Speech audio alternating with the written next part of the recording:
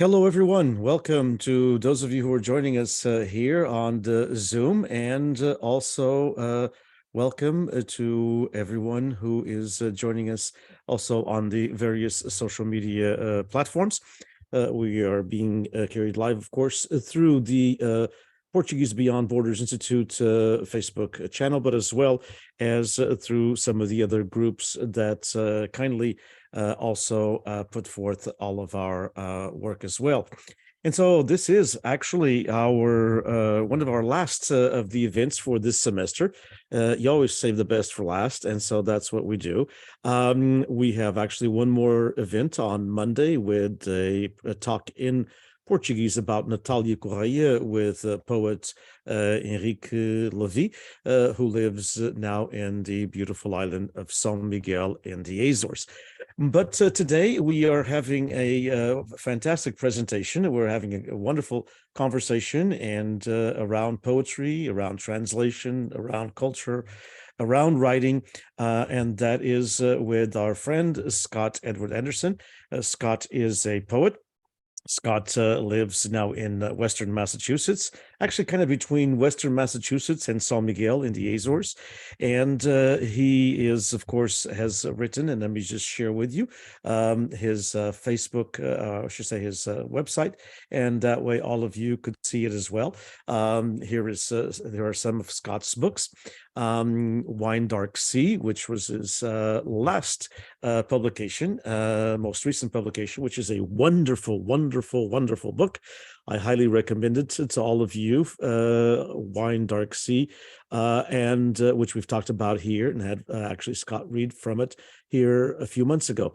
The Azorian Suite, which is a bilingual book published by Letras Levadas in São Miguel in the Azores. And then, of course, the two prior books that we have, Falling Up, and before that, Dwelling, and the translation of Dwelling, Habitar, ecopoema, translated by Magarida Vale do Gato, who is also our guest here today as well. So we have Scott already on, and we will have Margarida on as well here in just a couple of seconds. And so we want to welcome both Scott and Margarida to talk a little bit about the translation process, to read from the translation, to read from the original as well, and to have a conversation. Always wonderful to have a conversation about poetry, about translations, about culture in general, about the connections between the Portuguese and the American world. And so that is always a wonderful topic for conversation. So welcome, Scott, as we try to get Margarida on as well. Welcome, and thank you so much for taking the time to be with us, and Margarida as well. Welcome to Fresno via Zoom, via new technology. Welcome to California State University, Fresno, and our Portuguese Beyond Borders Institute. Welcome to both of you, and welcome to the beautiful cat there as well, Margarida. That's showing its best side there, I think. Thank you all again for joining us. Margarida, welcome from Lisbon. Scott, welcome from Massachusetts. And welcome to our students who are joining us, and welcome to those who are following us on the various social media outlets as well. We appreciate all of your time. So, Scott, a little bit, first of all, I just kind of gave you an introduction, but we'll talk to you a little bit about the Portuguese connection in just a bit. But before, a little bit about Margarida now that she's joined us. And Margarida is a translator, a writer, a professor in various different fields, area of U.S. Lit at the Universidade de Lisboa, the School of Arts and Humanities, where she coordinates the major and minor in American Studies. She's also a researcher at the University of Lisbon Center for English Studies. And as a literary translator, she has produced various versions of French and English into Portuguese of various writers. And she is, of course, in her own work, also has published poetry, Lançamento in 2016, Atirar para o Torto in 2021, Mulher ao Mar in 2010, and with large editions of Mulher ao Mar Retorna in 2013 and Mulher ao Mar e Grinalda in 2018. She's an accomplished poet, an accomplished translator, and basically, if you want to know anything about translation, you should always ask Magarida Vale do Gato. Welcome. Thank you so much for taking the time to be with us. Thank you. So, Scott, a little bit about, first of all, as we mentioned, some of your books, and this one book that got translated. Tell us a little bit about how poetry came to be a part of your life. We've had this conversation in the past in person, and we've had this conversation in the past to our readers as well, and so to all those who follow us on the various events that we have. But in a synopsis again, how poetry came to you, because if I recall correctly, it came to you at a young age, actually in school. Yeah. Actually, I was about 9 years old when I started to write poetry. I really got excited about it, mostly because of a surrogate aunt of mine, Gladys Taylor, who helped raise me when I was a very small child. And she used to, I always say this, that like that book, everything I know I learned in kindergarten, everything I know I learned from Gladys Taylor. So she took me out into nature, taught me about art, taught me about poetry. She used to recite poetry in her living room in the house that we shared. And really got me excited about the possibility of language and using language to express oneself, to explore ideas. And thankfully, the earliest poems that I wrote have not surfaced anywhere, and they predate the internet by several decades. So that's good, because I'm sure they were terrible.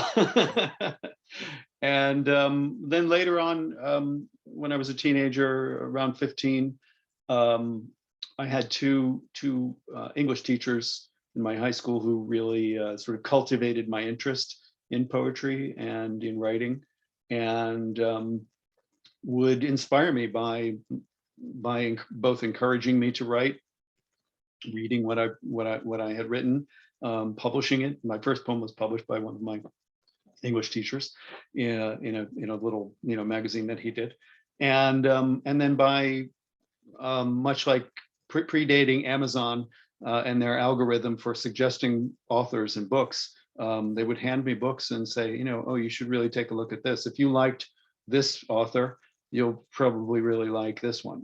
So and two of the writers I went on to study with, I actually learned about from my high school English teachers. They were not part of the curriculum.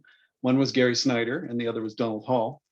And Gary Snyder, actually, Magarida and I share a connection with him because she translated, along with Nuno Marques, a selection of his poems. And I just want to acknowledge him today because he just completed his 93rd trip around the sun just a few days ago. So I'll dedicate this afternoon to Gary Snyder.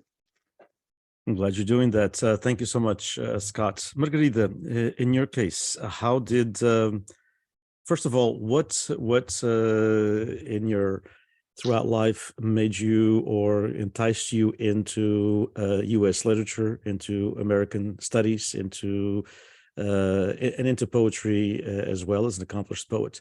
What motivated you into this field of studies? Thank you, Denise, for having me, and I'm sorry I came in a little bit late. I was also first as a participant, and only then did I become a palestrante, as it says in my screen. But thank you so much, and thank you for putting up this program that it has an already long tradition of readings. Okay, I think the answer is actually tied. So I wanted to be a writer since a very young age, not necessarily a poet. I started reading early, and I think that from 6, 7 years old, my mother says that. So people would ask me, and now I'm going to be a famous writer, not just a writer. I'm going to be a famous. And that had a weight. And then of course, I grew up, well, not much, but I started to understand that it would be much harder and that there was so much to read, so many good poets. Actually, I thought that any poet was great. I was very, very gullible and enthusiastic.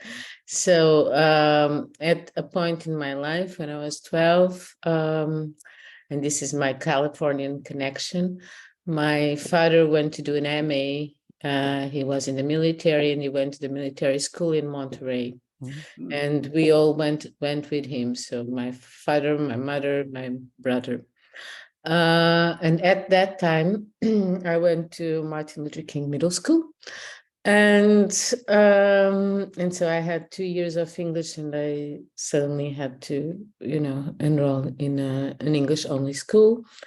And at the same time, I knew that I was going to come back, and I was raised to be a very, well-behaved student, so I had to learn French. And so as to come back to the schooling here.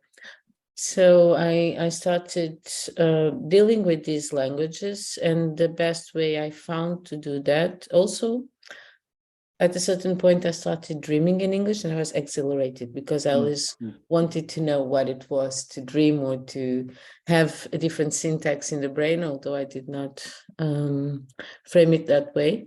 But I started translating, and I started translating a chapter from Out of Africa and Jacques Brel's songs because that's what I was listening to. And I needed to learn French. And I was really, really happy. They were I was dislocated, and I had left my friends at home. It was not very easy to make friends, new friends at that time. And so I had a survival kit in the translations. And I also was relieved because I thought I can be a writer just by translating. I don't need to write my own stuff. I can write what other people have written. That's wonderful. So that's how things were tidy. Thank you. Wonderful, and some wonderful thoughts there as well as learning a language, of course, and having, as you mentioned, that bag of friends there, through the translation and learning, and being able to share in that as well. So let's move fast forward a little bit to the project that brought us together, the translation of Scott's book, and how that came about. And Scott, so how did you? First of all, I know it was one of your early on books that you have published, and I know it's an important book. All of the books are important, but it's a very important book to you and to your collection and to us readers who read your poetry. So tell us a little bit about how this particular project came to translation and to fruition and through Margarida. Yeah. So it's a very interesting conundrum for me because this book was actually written as the crow flies, just about 4 miles from where I sit right now, on the other side of Harvey Mountain, which I'm looking at from my desk here in Western Massachusetts, at what was then known as the Malay Colony. It's Malay Arts. It's an artist residency that I had in 2002, in November of 2002. And I had this project in mind. I went there to write it specifically. I had an entire month to write. I had a sabbatical from my full-time job with the Nature Conservancy, and this was my project. So it was the first time I'd had an entire month to do nothing but write, probably since I was, well, forever. I mean, I really don't remember a time when I had that much time to actually to write. And so this book was written then, but it wasn't published until 2018 here in the States. It had a long trajectory. it subsequently won an award, a Nautilus Book Award, in 2019. And then it was taught at Providence College by a professor, Ryan Shea, in an environmental philosophy class. And so I was kind of stunned by all of this activity around it, happening close to, or getting closer to, the 20th anniversary of when I wrote it. And then, of course, my moving here. But in the midst of all of that, Nuno Jadic, who was editing an edition of Colloquio Letras, which he does with the Gulbenkian Foundation, and specifically an issue devoted to literature and ecology. And he asked if he could have some of my poems from Dwelling. So I sent him for the poems, and he connected Margarida and I for the translation, and it appeared in this issue in August of 2021. So that's how we came together to collaborate, and I think we both had a great experience doing that. And I thought, wow, wouldn't it be, I mean, because my connections to Portugal are deepening over the same time period. And I thought it's such an important book for me, and I think for the environment, that I thought it would be great to have the entire book translated into Portuguese. So I asked Margarida if she would be interested, and she said she would. And Luis Felipe Sarmento, actually, at the same time, suggested that I do a book with his publisher, Poética Edições. Virginia do Carmo is the editor there, and she liked the idea as well. So we were kind of off to the races, and we approached FLAD as part of their translation grant program, and they supported the translation of the book. So we're very grateful for that as well. So Margarida, once you've worked on this project, what any surprises as you went into the translation, and of course working with Scott with the poet? Sometimes one doesn't have the luxury or any other adjective one might want to use of working with the original poet, or the poet doesn't understand the other language at all. In Scott's case, he understands a little bit of Portuguese, and so and he knows of course what he was trying to achieve. So how was that experience for you, Margarida? Well, I think that it was a great experience, but Scott's book came in at a very right time also for me in my trajectory, because I have been dealing with Portuguese American literature scholarly for a while. I had edited a collection of Portuguese American authors, Nencane Lá, translated into Portuguese, of course, this in a bigger project with more people, the Penpal, which was Portuguese English translation, Portuguese English platform for anthologies in translation. And we only did one, but there was the ambition of a plural, so many anthologies. Anyway, the Portuguese American field is a field that I think I've been working in more or less since 2011.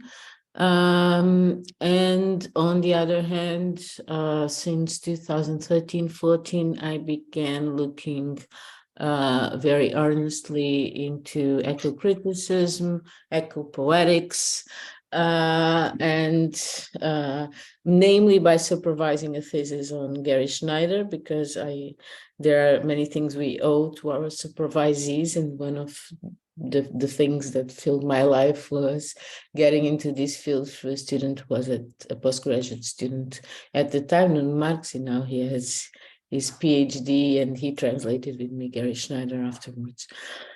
So the challenges, The challenges were also interesting because I did the first 4 poems for Colloquial Letras, and I think that Scott and I established a good dialogue. At the time, I mean, the first question I asked, I remember, was, because I didn't know the whole book, are all the titles in ink? Because there was a gerund there was a process, and there were words that I like becoming. Becoming could be transformar in Portuguese, but then he also had shape-shifting, and that was also transformar. And so I had to find a way of making all these titles now verbs or noun forms created from verbs. And so for becoming, we came up with devir, which is also, it's a noun and the verb. And then more questions came up. I think we're going to talk about some of them. But when Scott proposed the translation of the whole book, I also put my students to work. So there was already one prose text. I knew that we would have difficulties with the landscaping thing. We can talk about that later, but I put all my students translating that text, hoping that we would discuss, and then I could call in all those translation problems and difficulties, and it would help me. I'm doing the same now with the Gato Brown anthology of Portuguese American poetry, which I'm translating. So, and what I want to say and thank also publicly is that Scott was tremendously generous. He has answered students. He has been, I think, now in 3 or 4 of my classes, either through Zoom or even in presence. The last time he came to Lisbon, it was, I think, just 3 days, but he still took the time to just come to the university and talk to my students. So this has been very fruitful. It was not only right, but came out as a much more enriching experience than I'd expect.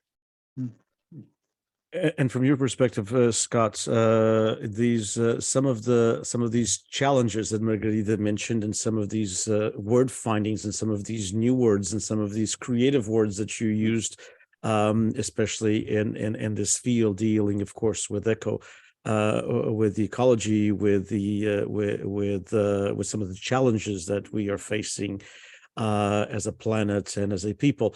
How did you, from the one who the creativity aspects in the original language and not in the Portuguese, how did you move through this process with Magarida as well?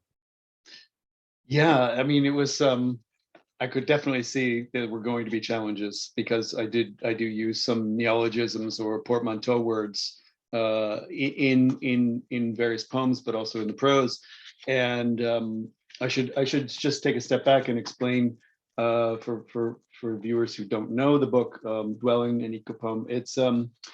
It's divided into essentially 3 sections. The first is a sequence of poems, which you would recognize from the lineation and the appearance on the page.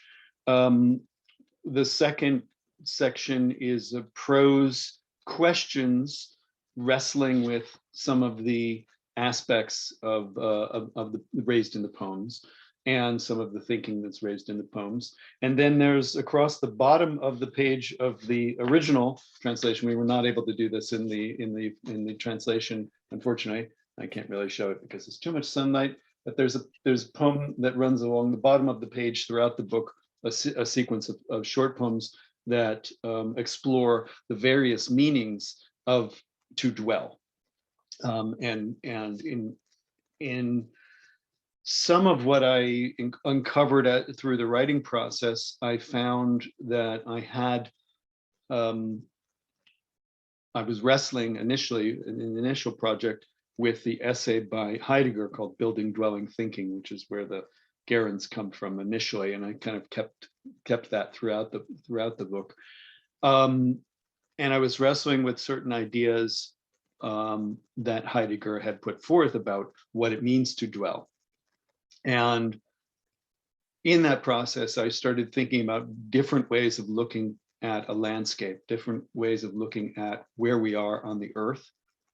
And one of the words that I created or came up with was langscaping, which basically takes language and landscape and mixes it to, mashes it up.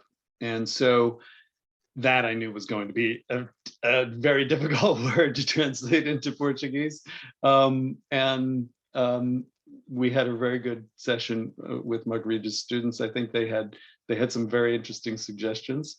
I think ultimately Magarida won the day and came up with the best almost portmanteau word in Portuguese for it. So and I don't think anyone's ever used it before. So yeah, it's lingua lugar.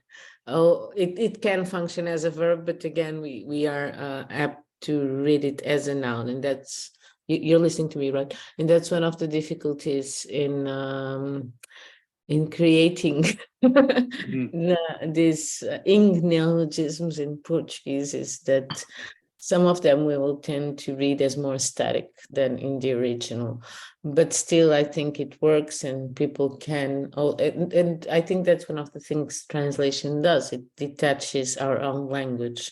So you can look at this, hey, wait, she's using this as a verb and not as a noun, and it's possible. So you start moving from that's, for me, it's very childish, but it's the most fascinating thing in translation, is how you move from morphologic categories, shape-shifting through translation, like having the adjective after the noun or before the noun, or these things for me are always like mind-blowing, because I think they actually make you think of qualities before things or substances or whatever.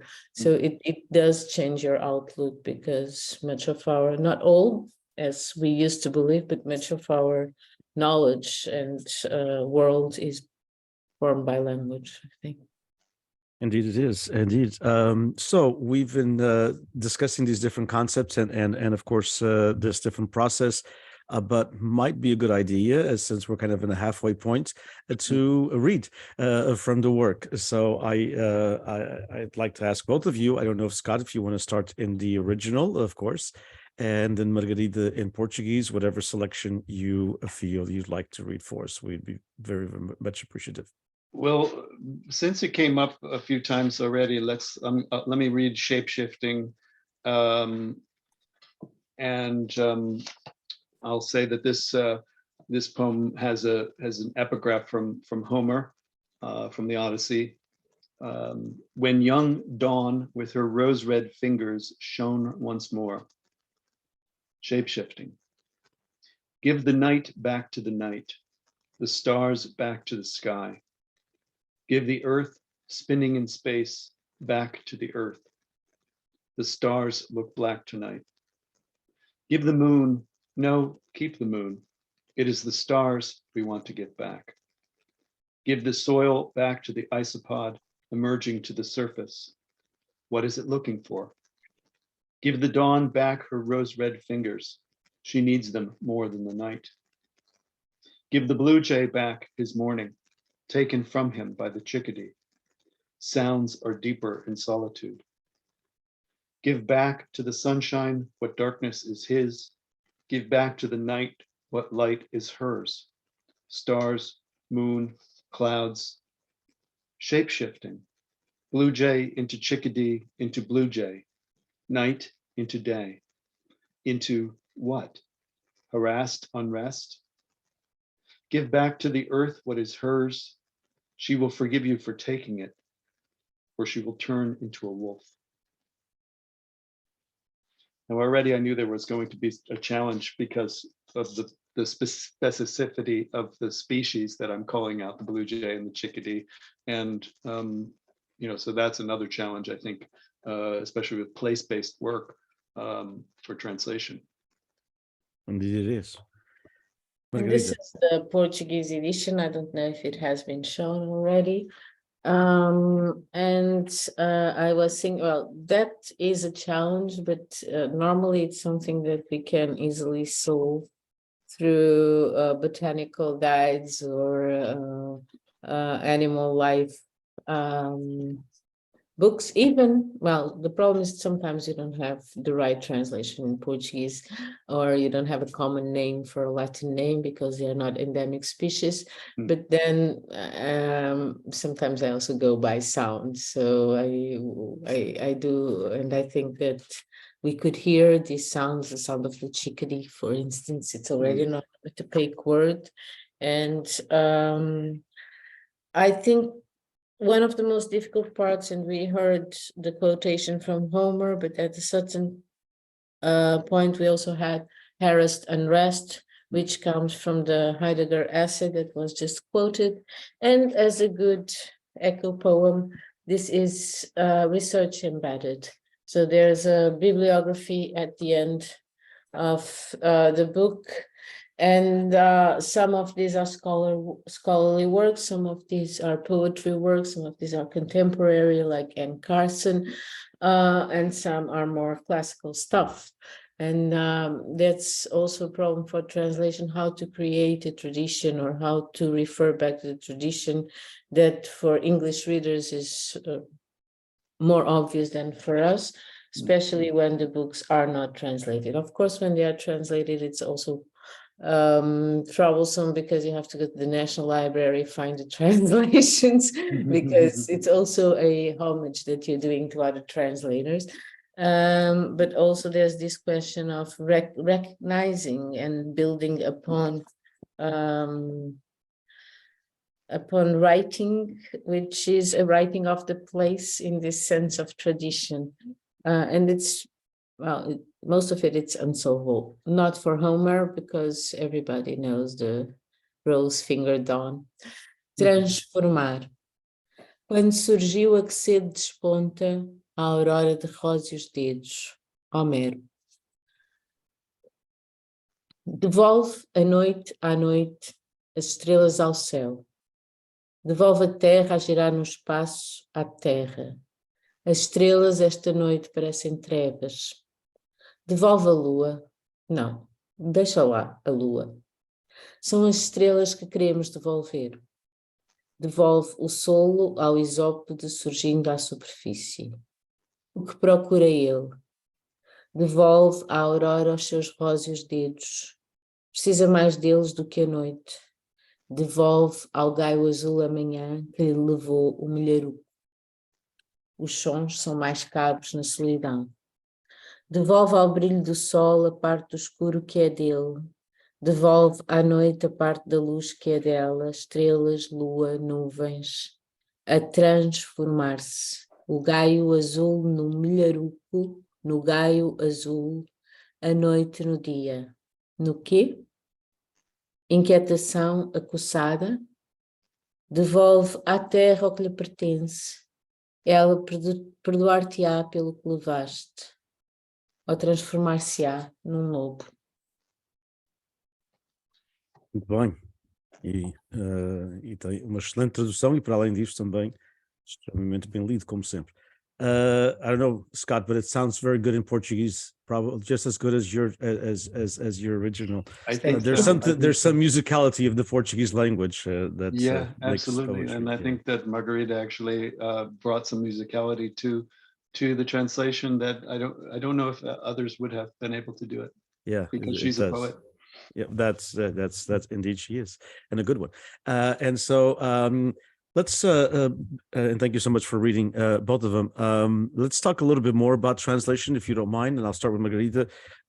So of course you've been dealing with translations for such a long time, and as you mentioned, some of the challenges, some of the opportunities, also some of the things that have to be done in a different manner, because languages have a lot of things in common, but they also have a lot of things that are different, and cultural traditions, etc. And so besides this work that you've been doing, what do you look for? I mean, I know that you translate what you want to translate. It's not like you're just sitting there saying, I'm going to translate, I'm getting these orders to translate. I know that you have been translating authors and works that are important to you as a writer, as a researcher, as a professor, as a poet. What really what makes the decision in your mind to work on a particular translation, Margarida? Well, Denise, it was not always the case.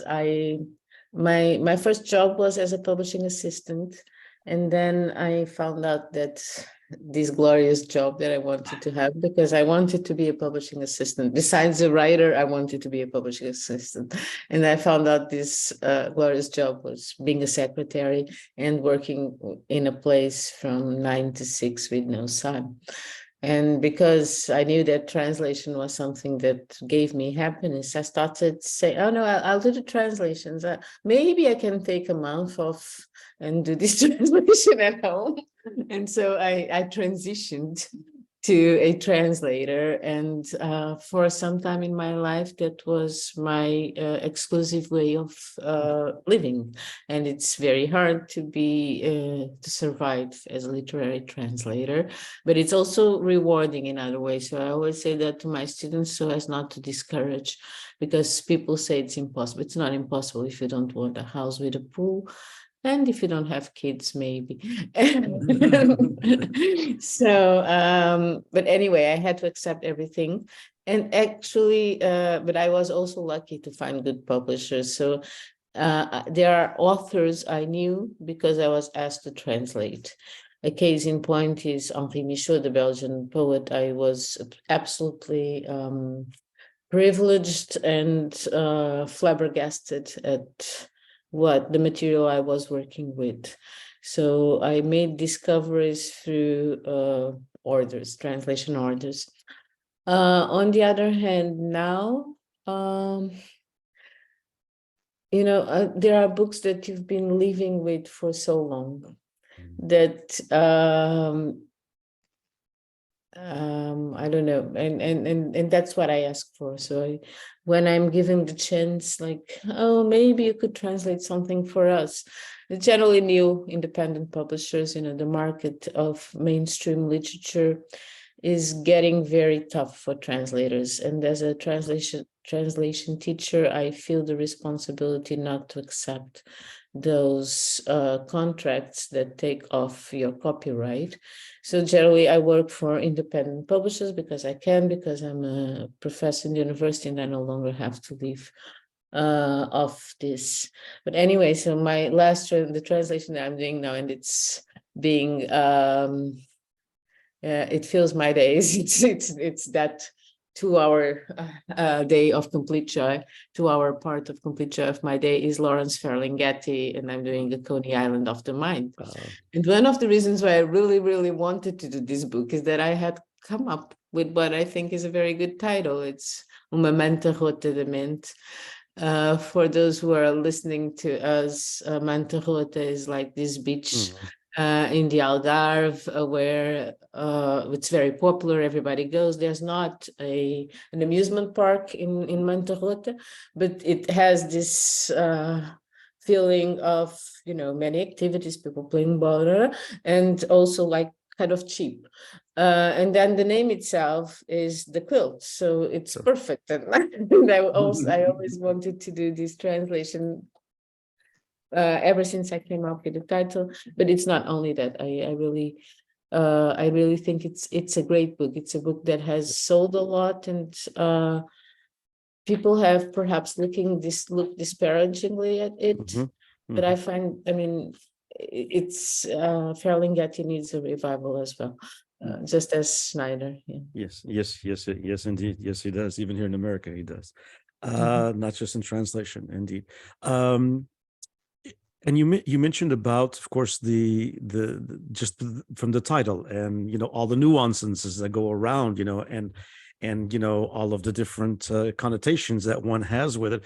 And it kind of reminds me, years ago, poet has already passed away, that actually Scott is working on, Pedro da Silveira, and from the Azores. And Pedro was very good friends with the Portuguese-American writer that I know you're familiar with too, Margarida, which is Alfred Lewis. And Alfred wrote a book called 60 Acres and the Barn. And it was actually being translated to Portuguese at one time. I don't know what has ever happened to it, but at one time it was being translated to Portuguese here in the States. And this has been like, Well, Pedro has died about 20 years ago, so this has been probably 27, 30 years ago. And it was the translation, the title. Pedro was one of the very first times and only times that Pedro called me. And he was concerned with the title. The title that the author or the translator had picked was 60 Acres in the Barn, 60 acres e estábulo, and it didn't mean anything to Pedro. And Pedro came up with this beautiful title. He says, this is not good. He says, this isn't a Azorian book, which it is, very Azorian in America. And Pedro's title was perfect. 60 alqueires e palheiro, which is just a perfect title. I mean, and so sometimes it's these nuances that one knows, that one is familiar with, that make those translations. And one thing that I want to ask you before I turn to Scott, Natalia Correia was known to say many things, and one of the things Natalia said is you can't translate, you can only reinterpret. What are your thoughts on that? And other people have said that. I have a problem with, I love Natalia Correia, Sure. and we are in her centennial, and I get a little bit upset that she is the least, she has been the least celebrated centennial of this year. But we're still in time to make up for that. We're only in May. So. We still have 6 months. Yes. I knew Natalia when I was very, very young. And I think she did a lot for Portuguese literature, Portuguese democracy, women's rights, women's affirmation. As for that sentence, we can only reinterpret.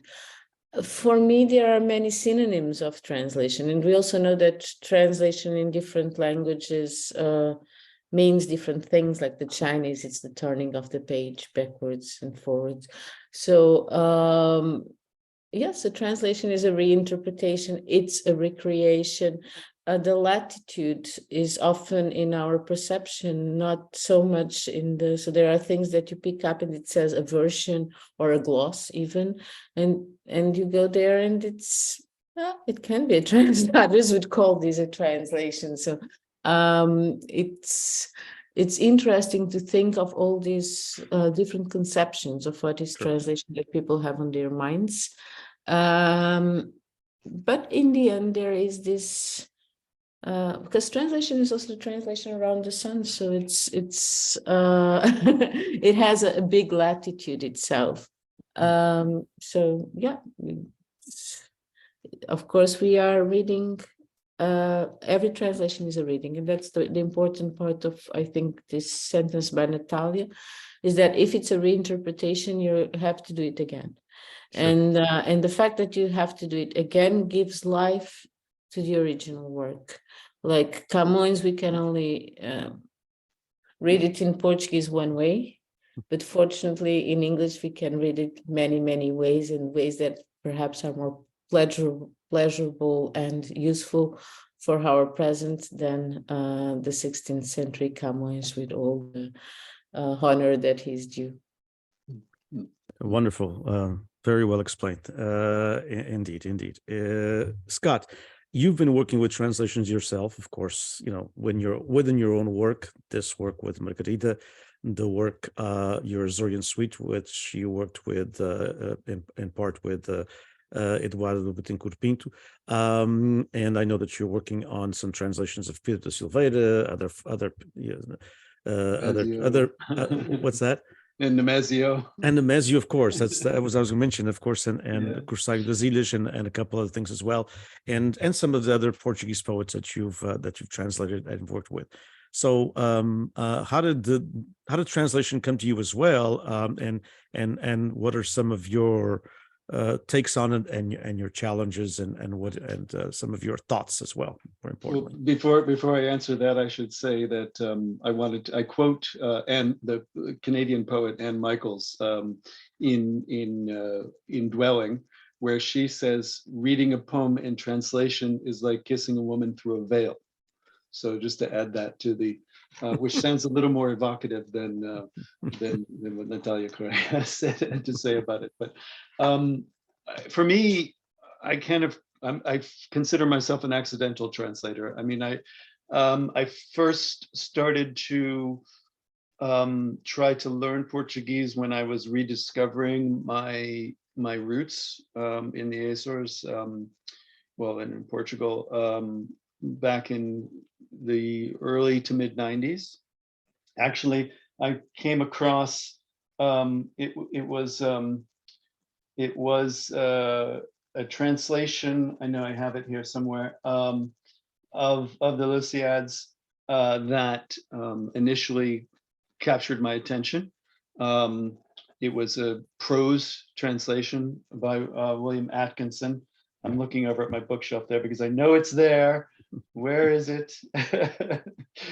Anyway, that led me to really, for the first time, become aware of the rich history of this heritage that had largely been denied to me, both by my grandfather sort of denying his own Portugueseness, and my father, who was considered himself Scottish, although he was more Irish than he was Scottish, sort of, really denigrating that heritage in me, and making me kind of ashamed of it.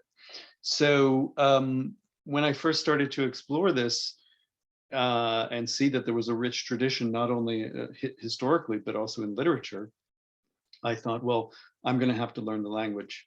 And so I've been trying to learn the language for, 30 years now.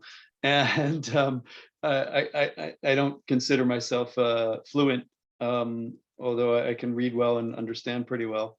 But my speaking is still it gets caught in my throat, and which is something that I'm still struggling with. And I hope to remedy before too long, especially by going there more often. But I thought, so as a poet, one of the ways I think to get at a language is to look at its poetry. And for me, I know what's going on in a poem. I know what a poet is trying to do structurally. And so that's a door opening for me into a language. I also had, in schooling, I had studied French, but at one point I lived in Germany for a period of time, and I thought, well, I really want to learn the language here too. So that was another way, another door through poetry, was to read poetry in German and try to make sense of it and try to understand it. So I thought with Portuguese, the more I exposed myself to the language through poetry and trying to translate it, that would help me get more grounded in the language. And I think that's true. Indeed. And so as we come up on our time frame, I wanted to first of all explore a couple of things. Margarida, so you mentioned that you are now working on the Gato Brown anthology, and that's a major book of Portuguese American poetry. What other projects are you involved with, and in your own writing, in your own poetry? When do you have your next book coming out? Okay, so as I told you, it's this and Ferlinghetti. So And Ferlinghetti, that's right. Yes. So you and have two also, major I'm also ones. adding to. I asked Nemesio to add to the Gato Brown anthology. So we're having Scott as well, and someone else, but now I forget. Sorry. Probably Paula Neves, but I don't know if she was already there. And Ferlinghetti. As for books, I am going to publish, I think in the next month, a re-edition of Woman Overboard. This time it's called Woman Overboard and Corsairs. Do you say that? Corsairs, the pirates. Yeah. and yeah, it's going to be the largest collection, of course. They tend to grow, and that's it. Wonderful. Scott, And your projects, of course, right now are with the translations and also your poems. Yeah, and I'm working on a prose a memoir of my exploration of my identity as an Azorian American, as a Portuguese American, which has been a project I've been working on for a few years now, trying to get at an understanding of what it means to me, and also more broadly thinking about the concept of identity. What is it to be an Azorian? What is it to be to desire to embrace a part of your identity over another? And so there's a little bit of that struggle, like with my father, who, like I said, thought of himself as Scottish, but it turns out he had three Irish grandparents and one Scottish one. So he was really more Irish. But what does it mean? My grandfather denying his Portugueseness and not wanting to be considered part of the community, because in his generation, it made more sense from the perspective of trying to be successful American. So it's dealing with that kind of a struggle. And that's going to be a wonderful read, I'm sure. And let's talk a little bit as we come up on the end as well of your writing retreat. I think that is fascinating in the Azores. Oh, yeah. It's a wonderful place to write, but you can get easily distracted. But by the same token, you can have lots to take in. Yes. How did this project came to you? And I know that even some of our students or some of those are following us, or some of us will see it later. It's October the 13th through the 18th of 2023 in the beautiful island of San Miguel. So tell us a little bit about that in a nutshell. Yeah, so I'm constantly looking for ways to sort of bridge over the Atlantic from here to the Azores and back. And I'm right now at this point in my life, I'm focused on three things. One is writing, one is translating, and the other is teaching. So I've been doing a bit of each. And I thought, well, this would be a great place to bring some writers. We're looking for 8 to 10 writers. 10 would be the maximum, and to come to the Azores basically for 5 days. And it will consist of writing sessions in the morning, and then exploring the natural world, and doing some exercises within those walks. We'll be doing some forest bathing at Pinhal de Paz. We'll be doing a deep attention walk, I'm calling it, at Fernache, and then exploring the food as well, which is such a great part of the culture of the Azores. So it's really it's designed for writers, or people who don't think of themselves as writers but want to write something and have something to that they want to try to express. And this is a way of bringing people together, of creating a community, but also of inspiring through the nature of the culture and the food of the Azores. Indeed, it's a wonderful experience, and we call those here in California that are interested to get a hold of Scott. If you both of you don't mind, we'd like to end maybe with another reading, if that's possible, of a poem, again in English and in the magnificent translation by Magarida to Portuguese. We could go the other way around if you want. we can do that the other way around as well. It's up to both of you. And I want to thank both of you, Scott, who's a good friend and always is willing to do these events with us. I appreciate it. Thank you so much, Scott. Thanks also for suggesting the plaque at Praça do Imigrante. It looks great, and I hope you're there, fantastic, and with your writers, that would be a good place to visit. Absolutely, and honoring Vimberto in that way was really fantastic. Well, thanks all of you. Membership.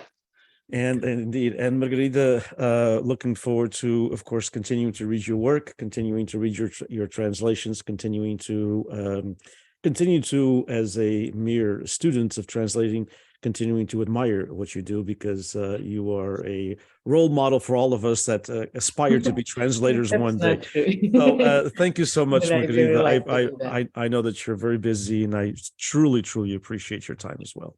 And thank you, Denise, for this conversation, and we'll continue it. We do, and we need to get you back to California this Mhm. time as a presenter. I haven't been. I have been in San Francisco in 2017, but I've never been back to Monterey ever since. Yeah. Well, we need to. We're not that far, but we're a bit far. But we need to work with our colleagues and our partners in the East Coast and do an American tour for you. We really do need to do that now that the pandemic is over. So we can Scott, if you'd like to start, or Magarida, either way. It's up to you, Scott. You're the author, so you can pick. Well, I think Magarida should read first, and maybe we'll read the translation of Savoring first, and then, as I know she likes that poem. Thank you. And it starts with a quote by Susan Mitchell. Saborear. Às vezes penso que isto, a nossa vida na Terra, é um ovo de que temos de romper. Vê os pássaros a desabrochar com a primavera em flor. Do nada surgem abelhas rapaces, todas barrando-se com pólen, até ficarem cobertas de um pastel viscoso, úmido, mole, ubre de desejo, apenas de ser carregado, de se espalhar em úmido pó. Pega nesse pólen com os dedos, esfrega 2 dedos juntos, faz uma pasta cerosa de pólen e esfrega-a sobre as pálpebras. Abeira depois do teu amor, do teu mais que mel, e fecha os olhos. Alagado de sol, o jardim cresce fecundo na terra nomeadora. Dentro de dias, as peónias chegarão a meio metro, carregadas de formigas negras a sugar o viço dos rebentos. Corre a seiva e o jardim enverdece e será rosa, azul, branco, amarelo, roxo. O ocre pólen cobre o estrado do alpendre e o corrimão. O pólen não discrimina, a não ser flor a flor, ança a ança, enquanto as árvores lançam a sua vida folhosa.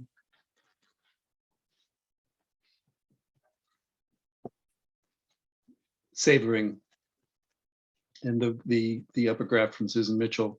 Sometimes I think this, our life on earth, is an egg to break out of. Watch the birds grow full with bursting spring.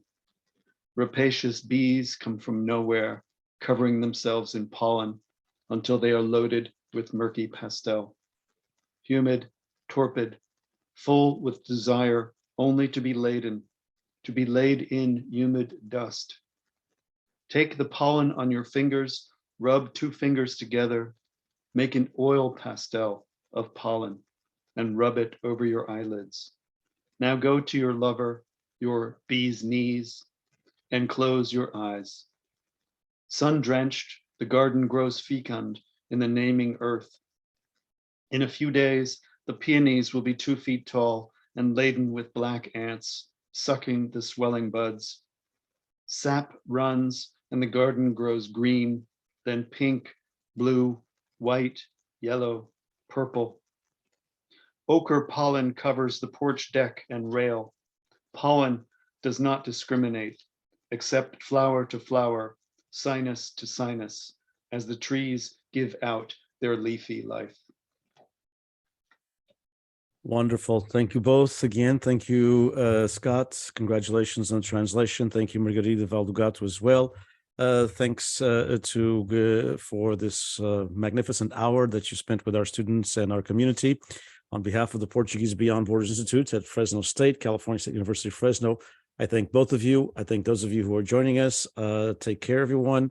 And again, a million congratulations to Magarida and to Scott for this wonderful book, for this wonderful translation, and hope to have another conversation in the near future. Thank you both so very, very much. Thank you. We appreciate it.